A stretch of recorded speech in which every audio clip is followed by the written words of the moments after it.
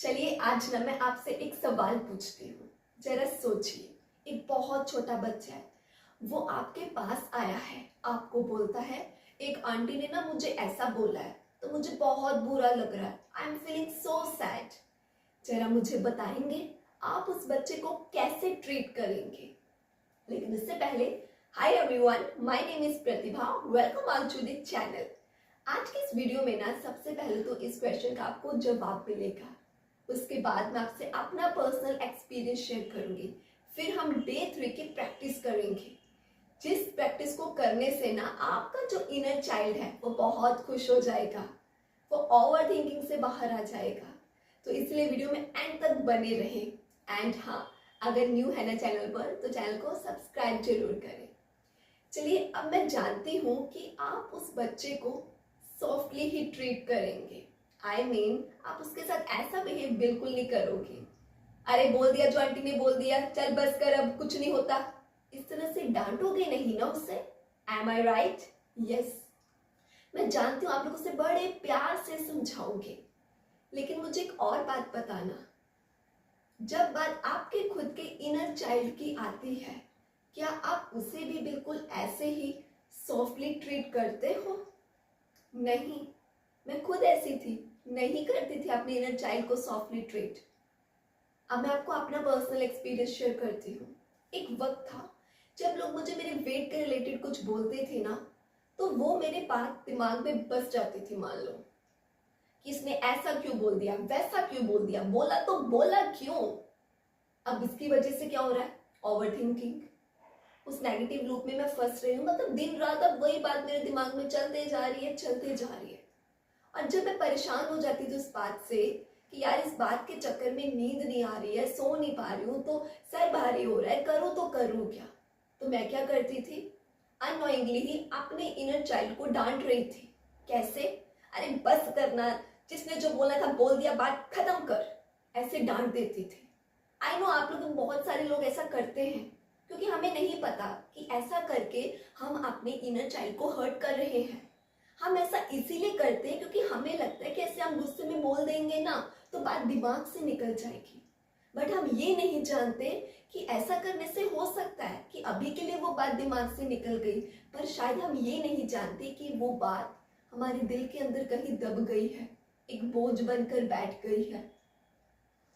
इसीलिए ना फ्रेंड्स, मैंने जो प्रैक्टिस करी है, करती हूँ, आपको भी वही बताऊंगी, ताकि आपको अगर कोई कुछ बोलता है ना तो आप उस नेगेटिव लूप में फंसे नहीं। फ्रेंड्स, जरूरी नहीं, जैसे मैंने अपनी एग्जांपल दी, एग्जांपल क्या, अपनी रियल बात बताई वेट के रिलेटेड, हो सकता है आपको कोई सुनाता हो आपकी हाइट के रिलेटेड, कलर के रिलेटेड, एग्जाम में फेलियर के रिलेटेड, ऑफिस के किसी काम के रिलेटेड, घर के किसी काम के रिलेटेड। तो आई नो बात चुभती तो है। अब अगर मैं अपनी ही बात करूं, ह्यूमन नेचर है, नो डाउट, अगर कोई बोलेगा कम से कम 2 मिनट के लिए बुरा तो लगेगा ही, लेकिन वो सिर्फ 2 मिनट के लिए लगे, वो बात हमेशा के लिए मेरे दिल में ना बस जाए, या मैं उस नेगेटिव लूप में ना फंस जाऊं, उसके लिए मैं क्या करती हूँ ये जानिए आप। फ्रेंड्स, इसके लिए ना मैं क्या करती हूँ, अपने इनर चाइल्ड को बहुत प्यार से समझाती हूँ।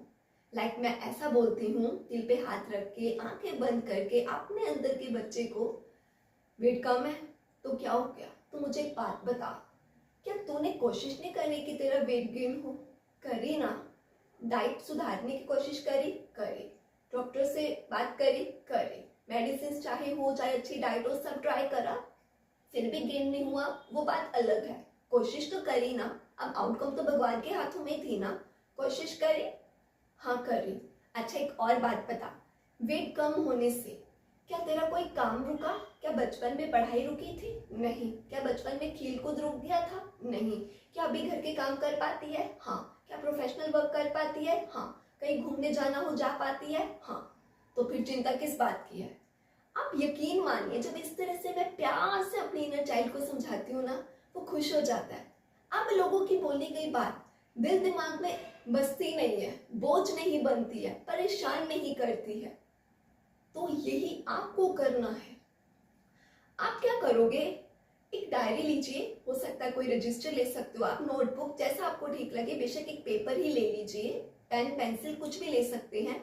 पिछले 1 वीक में, 1 वीक में नोटिस करिए कि बात थी जो आपके दिल को लगी, जो आपको चुभी एकदम, वो बात लिखिए और फिर अपने चाइल्ड को समझाइए जैसे मैंने अपने इनर चाइल्ड को समझाया। आपको एक दो एग्जाम्पल्स देती हूँ। मान लीजिए किसी ने आपको आपकी छोटी हाइट की वजह से ताना कोई दिया है, कोई टॉन्ट करा है, आप अपने बच्चे को कैसे समझाओगे, अपने अंदर के बच्चे को? क्या हुआ हाइट छोटी है तो सोच तो बड़ी है ना। देखना बच्चा आपका अंदर का खुश हो जाएगा। अगर मान लीजिए किसी ने आपको एग्जाम फेलियर के रिलेटेड कुछ सुनाया है तो समझाइए अपने इनर चाइल्ड को। एक एग्जाम में फेल होने से लाइफ में फेल होना नहीं होता, लाइफ में और भी अपॉर्चुनिटीज आएंगी, अगली बार और दुगनी मेहनत कर लेंगे, बहुत अच्छा रिजल्ट ले आएंगे। तो इस तरह से समझाइए। इससे क्या होगा, वो लोगों की बोली गई बातें वो आपके दिल का बोझ नहीं बनती है और आप नेगेटिव लूप में भी नहीं फंसते हो। यकीन नहीं होता तो खुद ट्राई करके देखना, आपको रिजल्ट खुद ही मिल जाएगा। आप खुद ही समझ जाओगे कि मैं आज की वीडियो में आपको क्या समझाना चाह रही हूँ। ट्राई जरूर करिएगा फ्रेंड्स। सो आज के लिए इतना ही, मिलेंगे डे 4 में, तब तक के लिए बाय बाय, राधे राधे।